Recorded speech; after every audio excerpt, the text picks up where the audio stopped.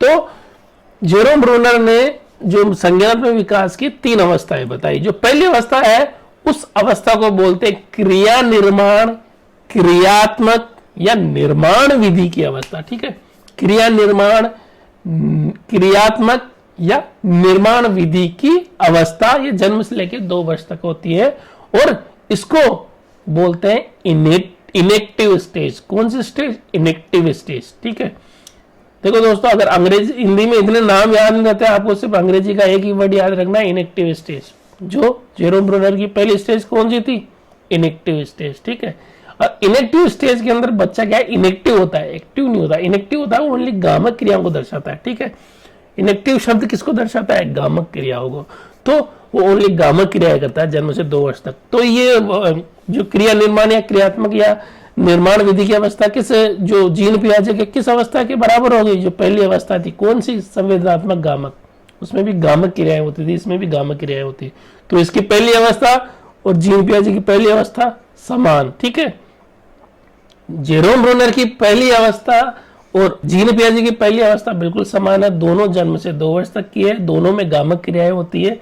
ठीक है दोस्तों, तो पहली अवस्था हो गई क्रिया निर्माण, क्रियात्मक या फिर निर्माण विधि की अवस्था। ठीक है दोस्तों, या इनेक्टिव स्टेज। दूसरी अवस्था होती है प्रतिबिंबात्मक, प्रतिमा आधारित या छायात्मक। ठीक है, प्रतिबिंबात्मक, प्रतिमा आधारित या फिर छायात्मक अवस्था यह होती है 2 से 7 वर्ष तक की।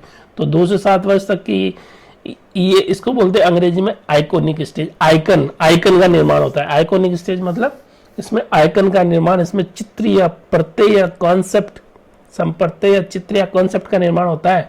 आइकन का निर्माण, आइकन। ठीक है, इसलिए इसको आइकोनिक स्टेज बोली जाती है। प्रतिबिंब का निर्माण, प्रतिमा, चित्र। ठीक है, ये संप्रत्यय कॉन्सेप्ट इसका निर्माण होता है इसके अंदर, इसलिए इसको प्रतिबिंबात्मक, प्रतिमा आधारित या छायात्मक अवस्था बोलते हैं। और ये होती है 2 से 7 वर्ष। अब ये 2 से 7 वर्ष हो गई, तो ये अवस्था जीन पियाजे की कौन सी अवस्था के समान होती है? पूर्व संक्रियात्मक अवस्था है। जो दूसरी अवस्था है, जो दूसरा चरण है जीन पियाजे का, पूर्व संक्रियात्मक, उस अवस्था के समान हो गई। कौन सी? ये वाली प्रतिबिंबात्मक या आइकोनिक जो स्टेज है इसकी पहली, दूसरी जो स्टेज आइकोनिक वो किसके समान हो गई? जीन पियाजे के पूर्व संक्रियात्मक अवस्था। ठीक है, जो प्री ऑपरेशनल स्टेज है उसके समान ये हो गई।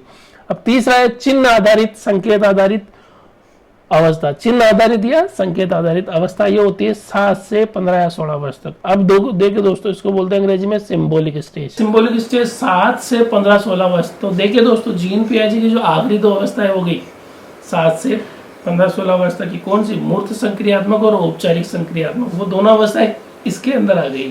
ठीक है, जो चिन्ह आधारित जो सिंबॉलिक स्टेज है इसकी, जेरोम ब्रूनर की, उस समय कौन सी 2 अवस्थाएं सम्मिलित है? जीन पियाजे की मूर्त संक्रियात्मक अवस्था और जो आखिरी वाली अवस्था है औपचारिक संक्रियात्मक अवस्था, वो सम्मिलित है किसमें?